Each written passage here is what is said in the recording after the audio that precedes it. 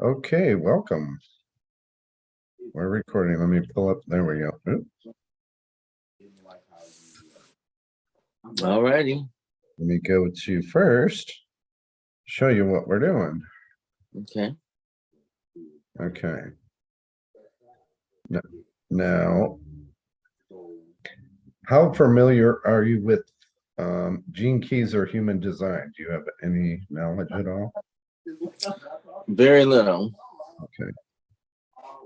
Well, what I do you know what the I Ching is, or the I Ching as some people pronounce it? No. Okay. That's an ancient Chinese philosophy. They figured out 6,000 some years ago that if you drop 3 coins, you're going to get 6 possibilities. It's going to be heads, heads, heads, heads, tails, tails, heads, tails, heads. There are a total of 6 possibilities. That creates what's called a trigram. What these numbers here are, what are those 6 possibilities? Now, if you do that again, you create a second trigram, and then altogether there becomes a total of 64 possibilities. 64 possibilities is what the Chinese I Ching is. You have a lower trigram and an upper trigram, but it comes from only 6 possibilities. Ironically, humans are made up of DNA. Do you know how many possibilities there are in a human? Oh, infinitely, I'm sure. Well, there's 64 strands of DNA. Okay. Musical composition, 64. They figured out thousands of years ago that there were only so many possibilities, and they assigned meaning to each of those. And so that's, each one of these circles here has an I Ching number as well as a line number. But trying to explain the I Ching and the line all together is like trying to eat an elephant in 5 minutes. It's just not going to happen. So I'm going to break it down to the simplest components. Okay. See, the first 2, you have a 0.6 and a 0.6 in your life's work and your evolution. And then you have a 0.2 and a 0.2 in your radiance and your purpose. So you're what's called a 6-2 profile. You happen to be a projector like myself, which only 20% of the population is a projector, and you have an emotional authority. Do you understand what any of that meant? Well, no. I mean, we'll break it down. A projector. Okay, let me give you there's all different types of cars. There's trucks, there's red cars, there's Chevys, there's Fords, they all have one thing in common. They all have an engine. 80% of the people on the planet are regular cars. Right. You and I are what's called a projector, or we would be a Tesla. We can go from A to B the same as a car with an engine, but we don't have an engine. We're different. I got you. Well, I understood the 80-20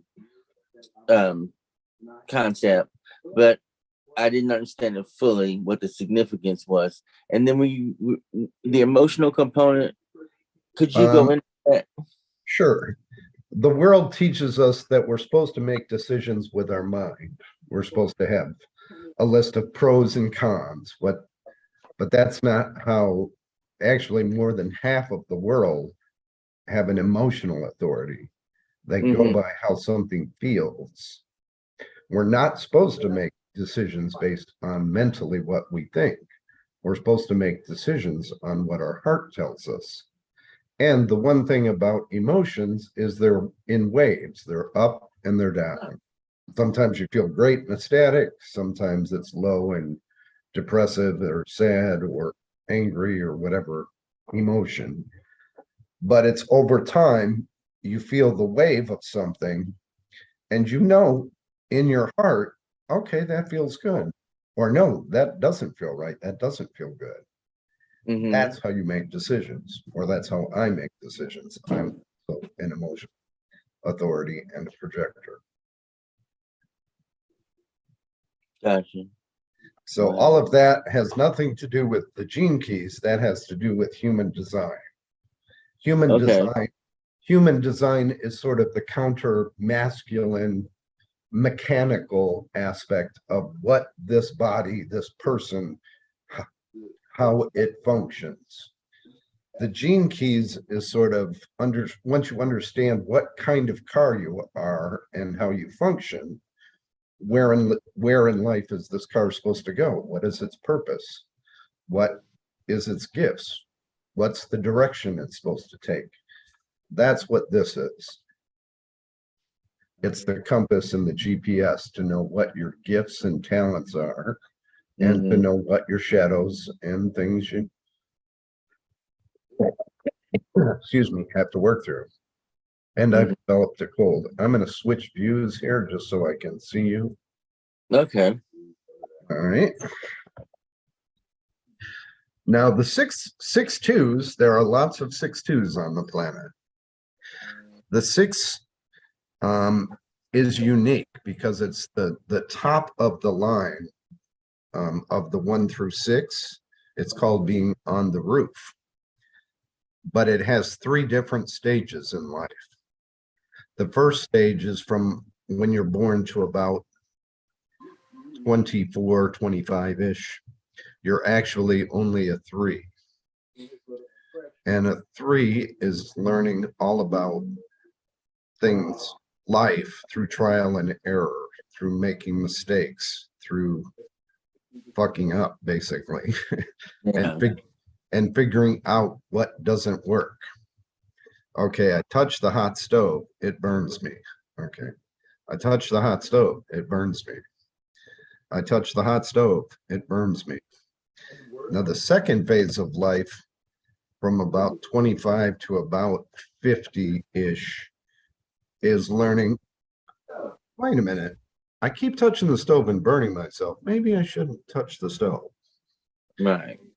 And then we're in the third phase of life called the Saturn return, where you've come to master all of the mistakes that you've had earlier in life, and you become the teacher, the on the roof. You've seen what not to do in life, and hopefully have gained wisdom through your midlife, and now are a visionary and a teacher. So that comes through, a lot of broken trust throughout life. The wound of the 6th line has to do with isolation. And isolation is healed with self-care and learning to surrender. Life is going to be what life is. We don't have that much control. It's surrendering to the what is.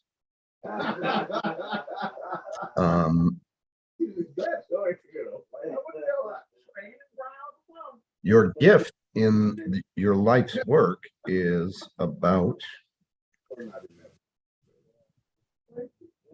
I'm not going to go into, each one of the spheres has a lowest vibration, or what's called the shadow. It has a gift. It has a gift within it, which is your natural gift.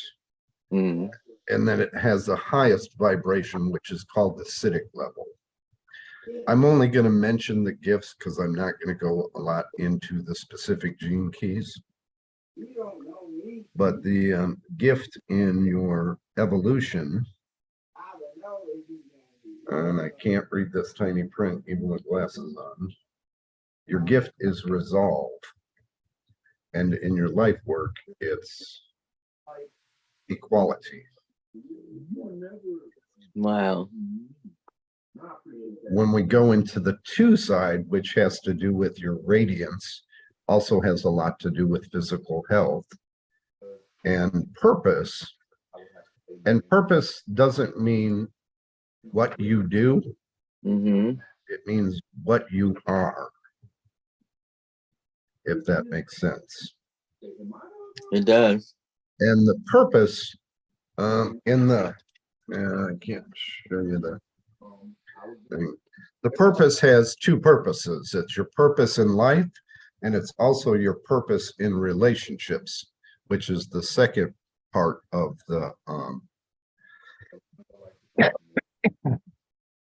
the second piece of this puzzle. The third piece is about prosperity. Okay. The line 2 is called the hermit, or it's also called the natural. So you have the side that is the visionary and teacher. Then you also have the side that's the hermit. That's like, leave me alone. I want to be by myself. Right. But it has to follow its natural flow of gifts. So knowing what those are a good thing. The natural responds to life spontaneously in the positive side and is at peace with others. Or it could be on the negative side of things and be sort of the accuser and blaming and not taking personal responsibility. Right. An example of that is, okay, you said this and you hurt my feelings. It's your fault I feel this way. Well, no, they said something. It's your responsibility how you take it and how you respond to it. You could respond, oh, I don't believe you, or, oh, that really hurt my feelings. That's your choice. You have to take responsibility for your own reaction to things. Right. Does that make sense? The other thing of the second line is that it can be unaware of its effects on people. You have the 6th line is very powerful. And that's the conscious side. The subconscious side may not be aware of how you affect people. So that's something to kind of tune into. And the second line always responds best to people who have no agendas, that are transparent or honest. Yeah. Does that sound like I'm hitting some? Yeah, it really does.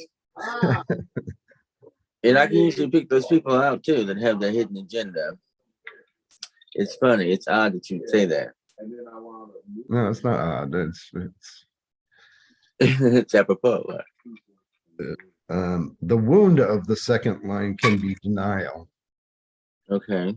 And denial is healed with ease and not rushing, letting life unfold per se.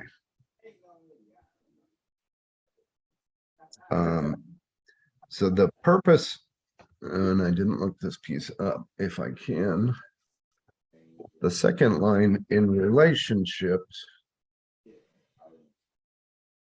has to do with, well, in purpose, it has to do with, think of the blood, the fluids that run through the body. It's a fluidity. The gift there that is adventure. So not only is that your purpose in life, but it's the purpose that you bring to relationships. That's the gift, is adventure.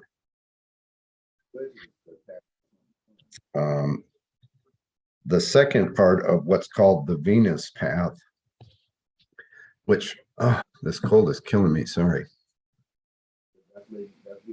That's fine. The Venus path is all about relationships, how you love, what made you who you are through your childhood development. I happen to currently be in a worldwide 6-month-long deep dive into that aspect of my personal chart. And I think there's 6,000 people all over the entire globe that are doing this simultaneously. And right now we're at what the second month, it's the attraction sphere. What energy do you have that people are attracted to? And you have a second line, which is on the negative side, lust. On the positive side is passion. And the gift that you have there is idealism. Yeah. The next sphere that we go to is called the IQ. Most people know what IQ is, an intelligence test. Well, it goes IQ, then EQ, then SQ. The IQ develops from about age, it goes in 7-year cycles. I'm not good at math in my head, but it's the last developmental stage. And it's the only place in your chart that you have a first line. The first line is the brilliant mind.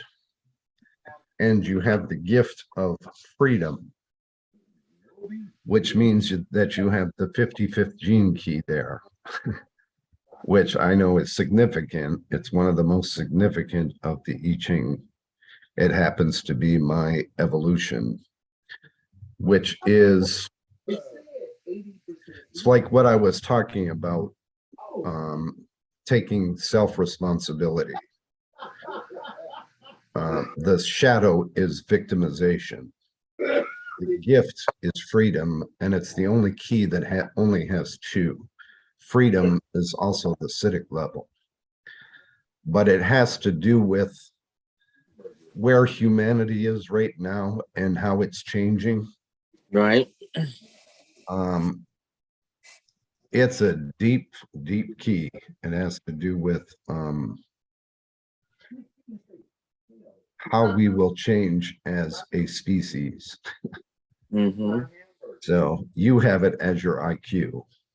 So mental, and you have a brilliant mind. So it's going to be something that's prevalent in your life.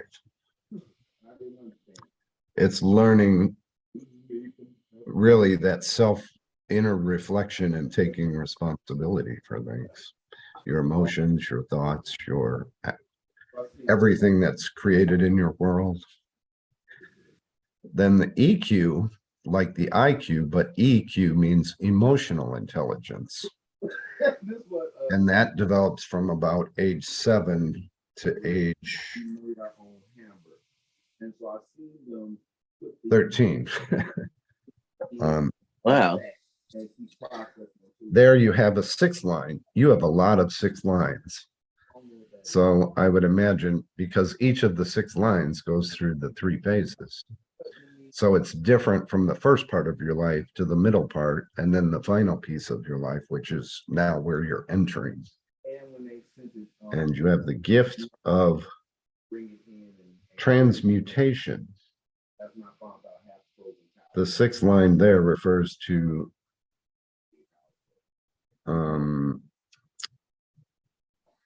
my eyesight is getting worse, and this print is very small. And I've been to Oxford, so I do, like, you don't get that. And I guess one cow. Can't actually read it. The SQ is your childhood development from birth to age 7. And again, you have a 6th line. Wow. 6, yeah, you have lots of 6 lines. Has to do with patience, time and space. SQ is sort of like your soul quotient. And the gift there that you have is teamwork. Now, the final sphere of the Venus sequence is what's called the, has two different names, called the core wound. It's like what in your DNA was brought forth from your ancestors and was your core wound. And here you have a third line, which has to do with strategy, and it brings you the gift of imagination.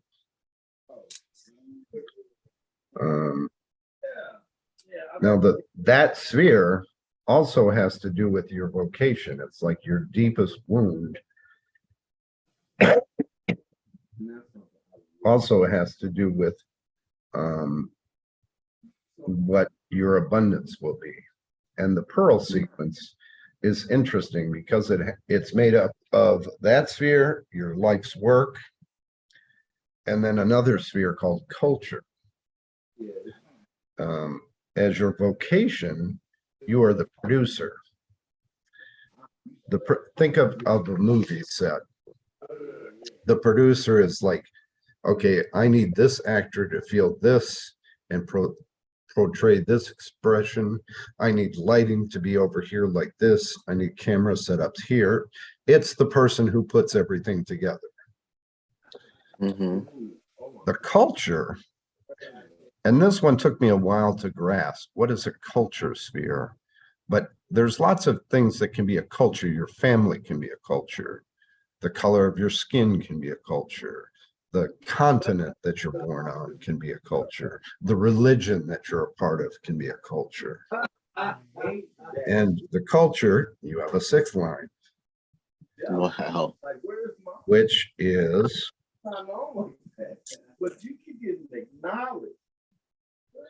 I'm really going to have to figure a way to blow these things up a little bit when I work on them.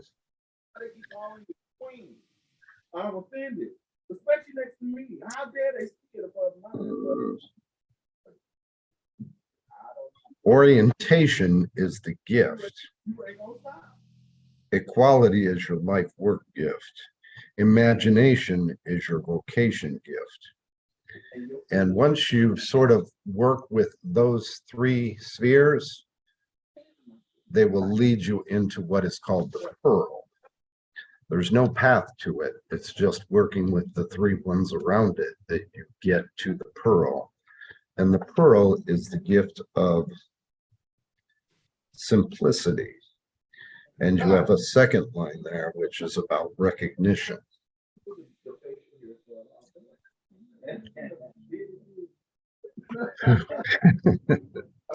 I'm soaking it all up. It's a lot. Well, like I said, trying to eat an elephant in 5 minutes, it's not going to happen. And this is just the tiny, tiny tip of the iceberg, you know, a few words that, you know, may resonate with stuff you already know about yourself. And that's why I record it, so that you can go back and get a little bit better understanding. And like the course that I'm going to be putting together at the beginning of this next year is sort of the foundational work of what contemplation is.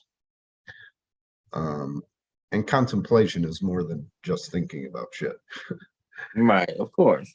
Contemplation is, you know, thinking about it, also pausing and really noticing in your body, you know, where you're at, what you're feeling, what's going on physically with you. And then it goes to another level that's deeper than that, to your soul, and really understanding things from a vibrational level and slowing down and just stopping, learning to slow down and stop,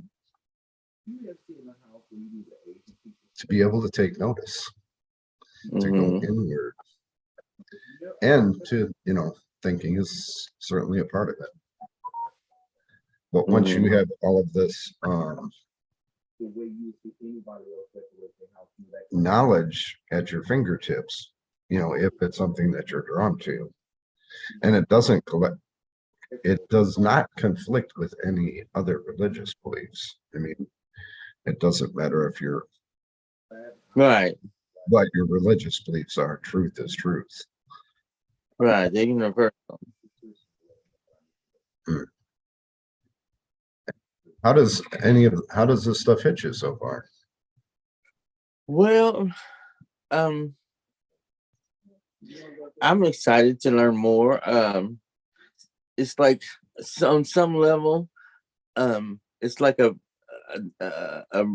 recognition. Like I know these things are being brought to the surface. Like they're being, like I'm in a spiritual awakening phase where it's like information and stuff is being downloaded to me, and I'm grasping stuff that it's just like unfolding in my mind. Like I'm just getting discernment. And it's been a journey getting there, but it seems to be accelerated now, as I say, as I'm going into this third stage. Right. Mhm. Yeah, and it's a good thing to understand you're in the third stage of Right, why exactly. things are different now. It's like, oh, okay. Now you can start to see the visionary. You have farsightedness because you've already been down those roads. Mm-hmm. Those roads are, and which roads not to take. Exactly. And you can help others by sharing that wisdom. And it's not even by doing anything, it's just by being who you are. And I've been doing that without knowing it. I founded a support group when I worked for this ASO, this AIDS service organization, nonprofit in Indiana. They didn't have any psychosocial funds to allow me to start a support group. So I wrote into pharmaceutical company and got funded myself and started a support group. And it was like a really cool thing. And it's still in existence today. And I'm really proud of that, even though I'm not there. Cool. So, and I found out that I needed it as much as the facilitator, as much as they did. And it was a lot of growth happened there. Awesome. A lot of love was exchanged. Yeah. So in life choices and stuff that you make, all of that's not a mistake. I mean, that's not, there's a reason why you go towards certain failure and career mistakes paths. are the best teachers. Oh, absolutely. I've fallen on my face multiple times in life and had to learn to pick myself back up. You have to. Yeah. That's the journey. Wow. So when is this the course gonna start? Say around January, February? I'm thinking, yeah, probably towards the end of January or February. Let me stop the recording here. Okay. And